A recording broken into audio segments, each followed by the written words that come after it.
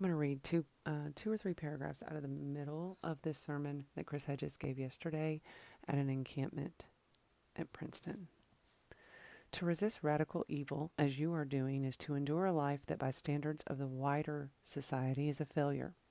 It is to defy injustice at the cost of your career, your reputation, your financial solvency, and at times your life. It is to be a lifelong heretic. And perhaps this is the most important point. It is to accept that the dominant culture, even the liberal elites, will push you to the margins and attempt to discredit not only what you do, but your character. When I returned to the newsroom at the New York Times after being booed off a commencement stage in 2003 for denouncing the invasion of Iraq and being publicly reprimanded by the paper for my stance against the war, reporters and editors I had known and worked with for 15 years lowered their heads or turned away when I was nearby. They did not want to be contaminated by the same career-killing contagion.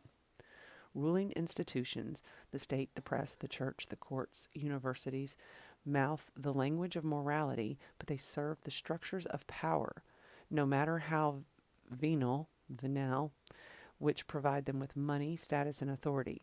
All of these institutions, including the Academy, are complicit through their silence or their active collaboration with radical evil.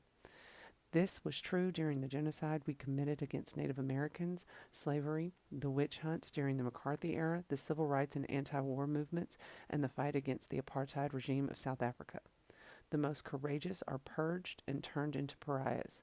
All institutions, including the church, the theologian Paul Tillich once wrote, are inherently demonic, and a life dedicated to resistance has to accept that a relationship with any institution is often temporary, because sooner or later that institution is going to demand acts of silence or obedience your conscience will not allow you to make.